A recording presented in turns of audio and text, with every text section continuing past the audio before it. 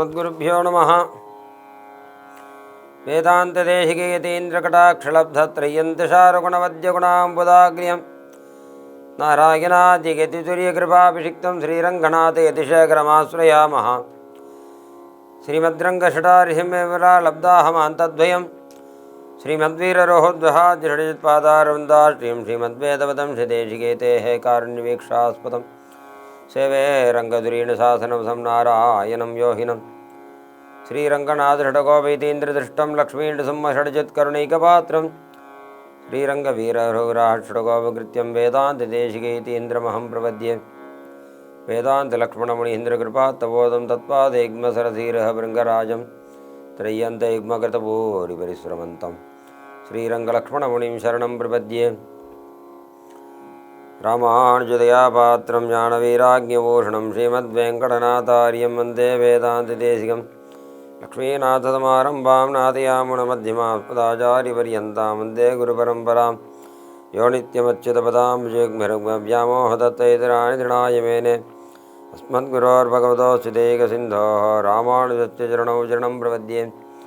मातापिता यस्तनया विभूतिः सर्वं यतेव नयमेन मतन्मयानाम् आद्यस्तनकुलपते अखिलाभिरामं श्रीमत्तदङ्गिरिहरणं प्रणमाह भूद्नां पूतं सरस्य महदाह्वयपट्टणाद श्रीभक्तिसारकुलशेखरयो हि वाहान् भक्ताङ्गिरेण परकालयतीन्द्रविश्रान् त्रिमत्पराङ्कुशमुनिं प्रणतोऽस्मि नित्यं। नीलादुङ्गस्तनगरिदिरे सुग्धमुद्बोहद्य कृष्णं पाराहत्यं संश्रुतिशरशिरसिद्धमध्यापयन्ति ओजिष्ठायां सृजनिगलितं यावलाकृत्य भुङ्क्ते गोदादस्तेनमेतमिदं भूये वास्तु भूयः அன்னவயல் புதுவை ஆண்டாளரங்கற்கு பண்ணு திருப்பாவை பல்பதியம் இன்னிசையால் பாடிக் கொடுத்தால் நட்பாமாலை பூமாலை சுடிக் கொடுத்தாளைச் சொல்லு சுடிக் கொடுத்த சுடர்கொடியே சொல்பாவை பாடி அருளவல்ல பல்வளையாய் நாடினே வேங்கடவர்க்கு என்னை விதி என்னை இம்மாற்றம் நாம் கடவா வண்ணமே நல்கு. ஆண்டாள் திருவடிகளே சரணம். மாயனை மண்ணு வடமதுரை மைந்தனை தூய பெருநீர் யமுனை துறைவனை ஆயர் குளத்தினில் தோன்றும் மணி விளக்கை தாயை குடல் விளக்கம் செய்த தாமோதரனை தூயோமாய் வந்து நாம் தூமலர் தூவித் தொழுது வாயினால் பாடி மனத்தினால் சிந்திக்க போய பிழையும் புகுதருவான் நின்றனமும் தீயினில் தூஷாகும் செப்பேலோரம்பாவாய். ஆண்டாளுடையதான ஒரு அனுகிரகத்தினாலேயும் ராமானுஜருடையதான ஒரு கருணையினாலேயும் இன்றைக்கி 5வது பாசுரத்தை நம்ம பார்க்குறோம். ஆண்டாள் மார்கழின்னு ஆரம்பிக்கக்கூடியதான பாசுரத்தினால ஸ்ரீவைகுண்டலோகத்தில் இருக்கக்கூடியதான வைகுண்டநாதனை மங்களாசாதனம் செய்து வையத்து வாழ்வீர்கள் பாசுரத்தினால க்ஷீராப்தி நிவாசனாக இருக்கக்கூடியதான பார்க்கடல் பரந்தாமனை மங்களாசாசனம் செய்து ஓங்கி உலகளந்த பாசுரத்தினால் விபவாவதாரம் அவதாரம்னு சொல்லக்கூடியதான விபவாவதாரம் என்று சொல்லக்கூடியதான அவதாரம் இறங்கி வருது. உலகளந்த பெருமாளை வாமனமூர்த்தியை மங்களாசாசனம் செய்து 4வது பாசுரமாக இருக்கக்கூடியதான ஆழிமனைக் கண்ணா ஒன்றனை கைகரவேல் என்ற பாசுரத்தினால்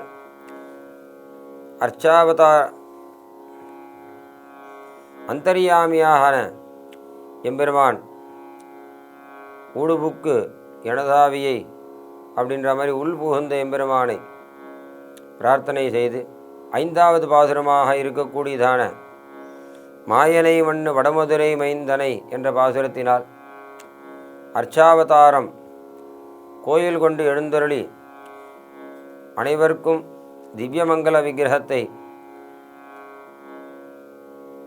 கண்களால் காணும்படியான ஒரு பரமபாகியத்தை அனுகிரகம் செய்யக்கூடியதான அர்ச்சாவதார மூர்த்தியை மங்களாசாசனம் செய்து கொண்ட ஒரு நிலை. இப்பொழுது மாயனை மண்ணு வடமதுரை மைந்தனை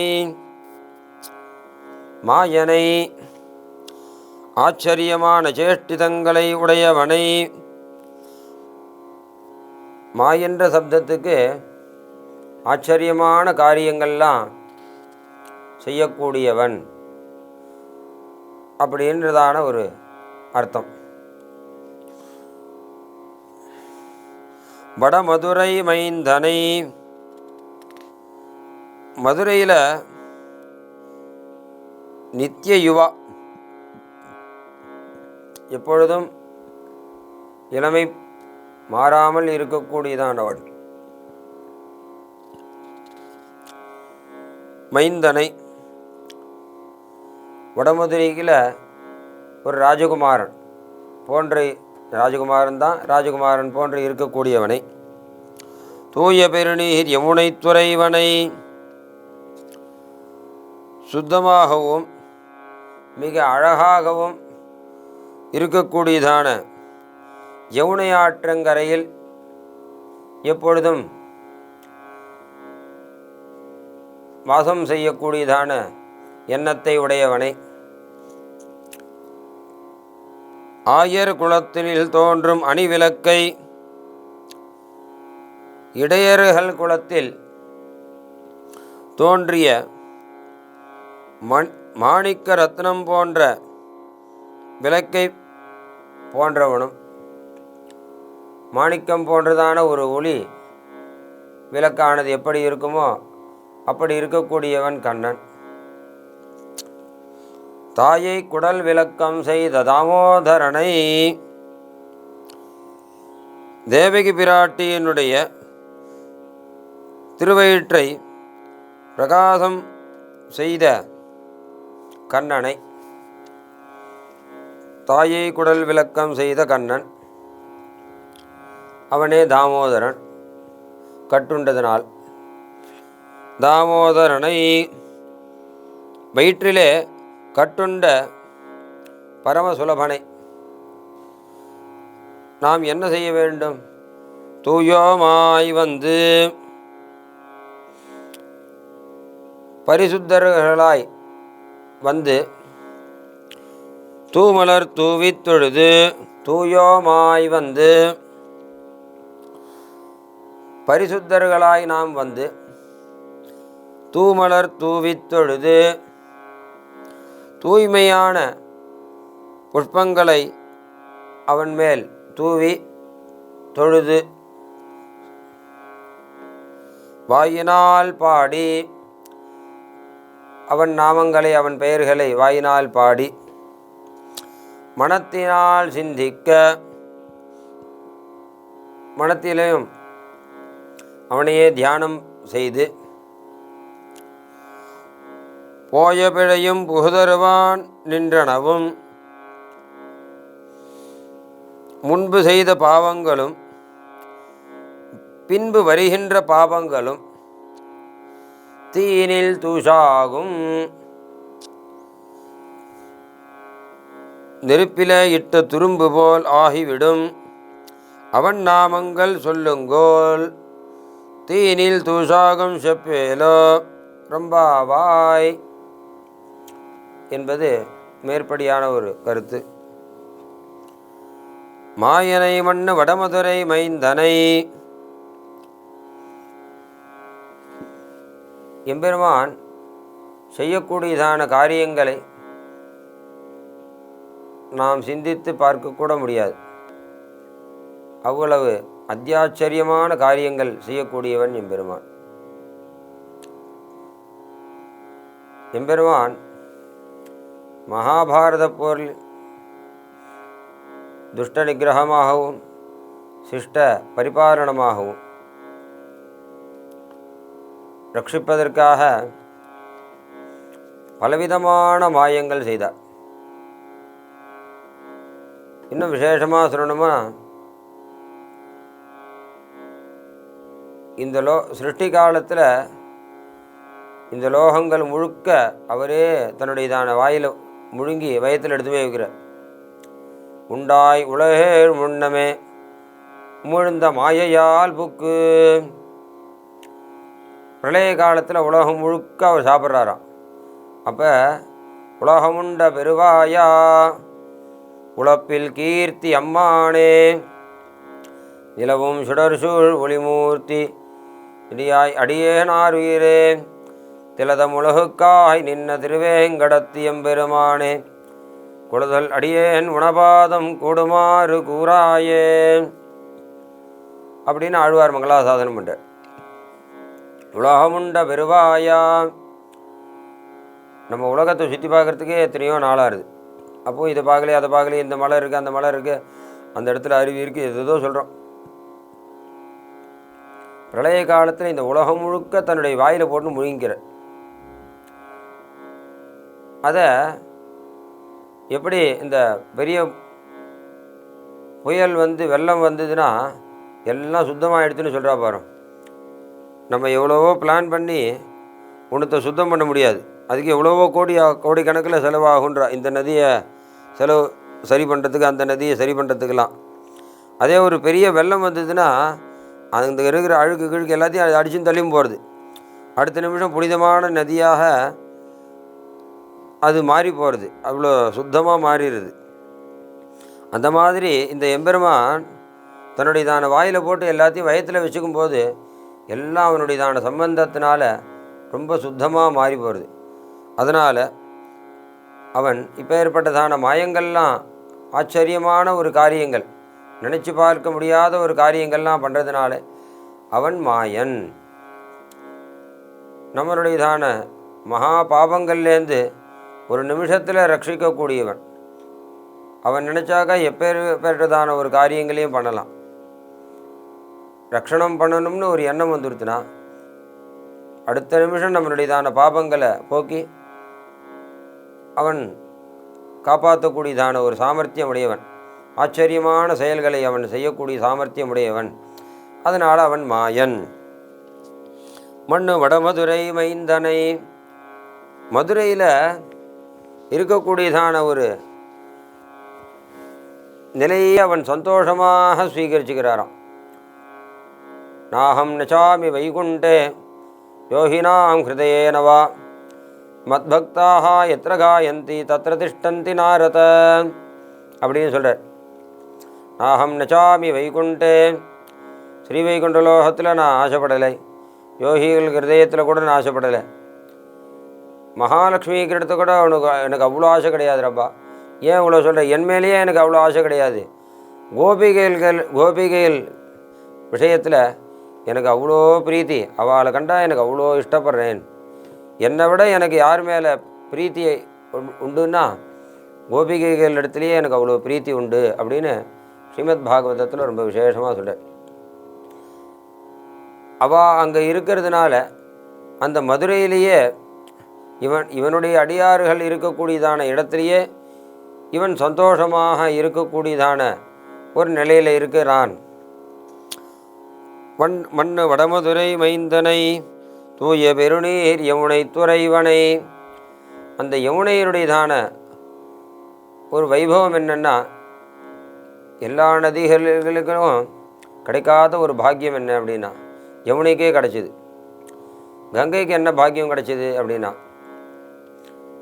திருவிக்ரமாவதாரத்தில் காலை மட்டும்தான் அது அலம்பி விட்டுது. அந்த பாக்கியம்தான் அது பெற்றது. பெருமானுடையதான உடம்பு முழுக்க அதுக்கு பாக்கியம் இல்லை. ஆனால் யமுனையிலுக்கு அப்படி கிடையாது. கண்ணன் அவதாரம் பண்ண உடனேவே பரமகருணையாக அது வழிவிட்டு கண்ணனுக்கு கோகுலத்தில் கொண்டு வந்து விட்டுது. கண்ணனுடையதான பால்ய பருவத்தையெல்லாம் யமுனை அனுபவிச்சா. ஒரு விஷயத்துலேயும் கண்ணன் வளரக்கூடியதான நிலை, கண்ணன் பண்ணக்கூடியதான ஜேஷ்டிதங்கள் எல்லாத்துலேயும் அந்த யமுனையானவள் பரம சந்துஷ்டியாக இருந்து அனுபவிச்சா. குழந்தை முதல்ல விளையாடும் பொழுதும் அந்த யமுனை கரையிலேயே அந்த விளையாட்டெல்லாம் விளையாட்டுது. அந்த காளிங்கனுக்கு பரம அனுகிரகம் பண்ணி கண்ணனுடையதான சேஷ்டிதங்கள்லாம் அந்த யமுனை கரையிலேயே நடந்தது. இப்படி எல்லா விதத்துலேயும் பாக்கியசாலி யாருன்னா அந்த யமுனையே பாக்கியசாலி. அதனால் அவளே தூய பெருநீர் யமுனை துறைவனை, அந்த யமுனை துறையிலேயே இருக்கக்கூடியவனே, தூய பெருநீர் யமுனை துறைவனை, ஆயர் குளத்தினில் தோன்றும் அணிவிளக்கை. விளக்கு, மணிவிளக்கு, அணிவிளக்கு. இதில் உயர்ந்ததான மாணிக்கங்கள்லாம் பதிச்சா போல் அந்த பிரகாசமானது பல பல பல பலன்னு இருக்குமா. அந்த இடத்துங்கள்லாம் பார்த்தா மாணிக்க சோதியை தூய் அமுதை பருகி பருகி என் மாயப்பிறவி மயர் வருத்தேனேன்னு ஆழ்வா சாதிக்கிற. அந்த மாதிரி அணிவிளக்கை தாயை குடல் விளக்கம் செய்ததாமோ அதரணை. கண்ணன் பிறக்கும்போது அந்த ஜெயிலில் ஒரே பயங்கரமான இருட்டு, கொஞ்சம் கூட ஒளி வரத்துக்கான வழியே இல்லை. இது ஒரு பக்கம் இருக்கட்டும், அந்த தாயுடையதான வயத்து உள்ள என்ன இருட்டு இருக்கும், அவருடையதான கர்ப்பமானது எப்படி இருக்கும், ஒரே இருட்டாக இருக்கும். ஆனால் கண்ணன் அங்கே அவதாரம் பண்ணின முகூர்த்தமே அந்த கர்ப்பத்துக்குள்ளேயே ஒரு பிரகாசமானது உண்டாருதான். எதனால் அப்படின்னா, முன்னையே நம்ம சொன்னோம், எம்பெருமான் எப்பொழுதுமே சங்கச்சக்கர கதாதாரியாக இருக்கிறதுனால அந்த சுதர்சனத்துடையதான ஒளியா இல்லை எம்பெருமானுக்கே உள்ளதான ஒரு தேஜஸ்வருடையதான ஒரு ஒளியா, இந்த எல்லா ஒளியும் ஒன்று சேர்ந்ததுனால அந்த கண்ணனுடையதாமன அம்மாவுடைய கர்ப்பமும் பளிச்சின ஒளி ஏற்பட்டு தான். அதனால் இருட்டானது விலகித்து அப்படின்றா. இந்த இடத்துல சொல்லும்பொழுது அந்த ஒளியானது எங்களுக்கு உள்ளதான மகா பாபங்கள்லாம் போக்கி எங்களுடையதான வாழ்க்கையிலையும் ஒளியை கொடுக்கக்கூடியது. தந்தை காலில் பெருவிழங்கு தாழவிழ, கண்ணனுடையதான ஒரு அனுகிரகத்தினால அவள் அப்பாவுக்கு காலில் கையில் கட்டின்னு இருந்த ஒரு விலங்கானது அப்படியே விழுந்து தான். ஏன்னா மேற்படி பகவத் கைங்கரியத்துக்கு போகிறதுனால ஒரு அச்சேதனம் கூட பகவத் கைங்கரியத்துக்கு பிரயோஜனமாக இருந்தது. அந்த இரும்பு விலங்கானது விலகி கீழே விழுந்தது. அதெல்லாம் கண்ணனுடையதான ஒரு வைபவம். அப்பேற்பட்டதான கண்ணனுடையதான வைபவத்தை பிரார்த்தனை பண்ணால் நமக்கு இருக்கக்கூடியதான விலங்கு அதுவும் தானாக விலகி நமக்கு பகவத் கைங்கரியத்துக்கு பிரயோஜனமாக இருக்கிறதுனால நமக்கும் அது பரமஹேதுவாக இருக்கும் அவனுடையதான ஒரு வைபவம். அப்பேற்பட்டதான தாமோதரனை கண்ணனை எல்லாரும் வெண்ணை திருடுறான்னு சொல்கிறதுனால கட்டி போடணுன்னு முடிவு எடுத்தாலாம். எவ்வளோ கயிறு எடுத்து வந்தாலும் முடியல. உடனே அஞ்சலி பண்ணி, உன்னை எப்படி தான் நான் கட்டுறது, நீ எனக்கு கட்டுண்டு வா அப்படின்னு தாயார் கேட்கவே, முதல் அவதாரத்தில் பித்ருவாக்கிய பரிபாலனம், ராமர் சொன்னதுக்காக எந்த காரியத்தையும் நான் ராமர் கேட்டார்னா அது அவள் அப்பா தசரதனுக்காக அந்த வாக்கியத்தை காப்பாற்றினேன். இங்கே தாயார் சொன்னதுக்காக கட்டுண்டான். அந்த சின்ன கயத்துக்கு நடுவில் எம்பெருமான் மாட்டின்று நின்றுருக்கான். அப்பேற்பட்டதான எம்பெருமான் தாமோதரன். அவனை நம்ம என்ன பண்ணணும், தூயோமாய் வந்து இதில் காத்தால் எப்படி எழுந்துக்கணும்னா ஹரி ஹரின்னு எழுந்துண்டு பெரிவாளை அஞ்சலி பண்ணி எல்லாருக்கும் சந்தோஷமான மங்களமான ஸ்லோகங்கள்லாம் சொல்லி எம்பெருமானியே தியானம் பண்ணிண்டு ஸ்நான சந்தியாவந்தனாதிகள்லாம் அவளுடையதான முறைப்படி அதெல்லாம் பண்ணி சுவாமி சன்னதிக்கு வந்து தூயோமாய் வந்து தூமலர் தூவித் தொழுது நல்ல உயர்ந்த புஷ்பங்கள்லாம் எடுத்துன்னு வந்து அவன் திருவடி வாரத்தில் சேர்க்கணும். உயர்ந்த புஷ்பம் என்னன்னு சொன்னால் சாதாரணமான மல்லி முல்லை இதுவும் புஷ்பந்தான். சாந்தி புஷ்பம், க்ஷமா புஷ்பம், தயா புஷ்பம்னு ஒரு அமைதியே ஒரு பூவாக எடுக்கிறார். க்ஷமை பொறுமையே ஒரு புஷ்பம். இப்படி இதெல்லாமும் அஹிம்சையை கடைப்பிடிக்கிறதும் சுவாமி பாதத்தில் நம்ம போடக்கூடியதான ஒரு பூ தான் அது. அந்த புஷ்பத்திலையும் அவர் சந்தோஷப்படுறார். சாதாரணமாக இருக்கக்கூடியதான மல்லி முல்லை ரோஜா தாமரைப்பூ இதெல்லாம் இந்த துளசி இதெல்லாம் அவன் திருவடியில் போட்டாலும் அவன் சந்தோஷப்படுறான். தொழுது அவனுக்கு நம்ம கைங்கரியம் பண்ணணும். அவளுடையதான சக்திக்கு ஏற்ற பிரகாரம் கைங்கரியம் பண்ணால் அவன் சந்தோஷத்தை அனுபவிக்கிறான், நமக்கும் சந்தோஷத்தை அனுகிரகிக்கிறான். மேற்படி வாயினால் பாடி பகவன் நாமாவை வாயினால் பாடணும். ஆண்டாள் பல இடங்களில் பாடணுன்றதை விசேஷமாக எடுக்கிறாள். என்ன எத்திர காயந்தி மத்பக்தாக தத்திர திஷ்டந்தி நாரதன்னு சொன்னதுனால, என் பக்தர்கள் என்னை குறித்து எங்கே பாடுகிறார்களோ அங்கே நான் போயின்னு இருக்கேன், நீ அங்கே வந்து என்னை கூட இருந்து நின்று பாரு அப்படின்னு சொல்கிறார். அதனால தான் சொல்லும்போது இந்த மதுரையுடையதான வடமதுரையுடையதான வைபவம் என்னன்னா, பாரத தேசத்தில் எத்தனை காலங்கள், எத்தனை யுகங்கள், எத்தனை கல்பகாலங்கள் தபஸ் பண்ணாலோ, நல்ல சித்த சுத்தியோடு இருந்து ஜபதபங்கள் பண்ணாலோ என்ன புண்ணியம் உண்டாகுமோ மற்ற திவிதேசங்களில், அதெல்லாம் ஒரு நாள் வடமதுரையில் இருந்து அந்த கண்ணனை தியானம் பண்ணாலே போரும். அந்த தூய பெருநீராக இருக்கக்கூடியதான யமுனையில் ஒரு நாள் ஸ்நானம் பண்ணாலே எத்தனையோ கோடி தீர்த்தங்கள்லாம் அந்த யமுனைக்குள்ளே வந்து அடங்கிறதான். அதனால் எத்தனையோ கோடி தீர்த்தங்களில் குளித்தா என்ன பலனோ அதெல்லாம் யமுனையினுடையதான தீர்த்த ஸ்நானத்திலேயே ஏற்படுறது. வைபவத்தை அனுகிரகிக்கக்கூடியதான கண்ணனுடையதான பெருமையை வாயினால் பாடி மனத்தினால் சிந்திக்க, முன்னே நம்ம சொன்னோம், உறங்குவான் போல் யோகு செய்த பெருமானை அப்படின்ற மாதிரி இந்த கோபிகைகள்லாம் ராத்திரி வேலை தூங்கிட்டு இருக்கான்னு நினச்சிட்டு இருக்கோம். அப்படிலாம் தூங்குறது இல்லவா, படுத்துட்டான்னா கண்ணனுடையதான நினைவே அவளுக்கு ஏற்படுறது. மனசினால் கண்ணனையே தியானம் பண்ணிட்டு இருக்காளாம். அந்த மாதிரி நம்மளும் கண்ணனையே தியானம் பண்ணிட்டு இருக்கணும், மனத்தினால் சிந்திக்க. அப்படி இருந்தால் என்ன ஆகும்னா, நல்ல சிந்தனை, பகவானை தியானம் பண்ணதுனாலேயே அந்த தியானத்துடையதான வைபவமே நமக்கு என்றைக்கோ கோடி கோடி யுகங்களில் பண்ண பாபங்கள்லாம் விலகி போகிறது. இப்போ இருக்கக்கூடியதான பாபமும் போய் பின்னால் வரக்கூடியதான போய பிழையும் புகுதருவான் நின்றனவும், பின்னால் நம்ம செய்யக்கூடியதான பாவங்கள் ஆகாமி சஞ்சிதம் பிராரப்தம்னு சொல்லக்கூடியதான இருவினை பற்றற ஓடும்னு ஆழ்வார் சொல்கிற மாதிரி எப்பேற்பட்டதான மகாபாவங்கள்லாம் தீயினில் தூஷாகும். நெருப்பில் போட்டதான ஒரு பஞ்சானது எப்படி இருக்கிற இடம் தெரியாமல் போகுமோ, அந்த மாதிரி கண்ணன் கிட்டக்க சேரும்போது, கண்ணனை தியானம் பண்ணும்போதோ இவருடையதான மகாபாபங்கள்லாம் விலகி போகிறது. அதனால் இந்த நோன்பானது மேலே மேலே நமக்கு சந்தோஷத்தையே கொடுக்கக்கூடியதான ஒரு நிலையிலேயே இருக்குது.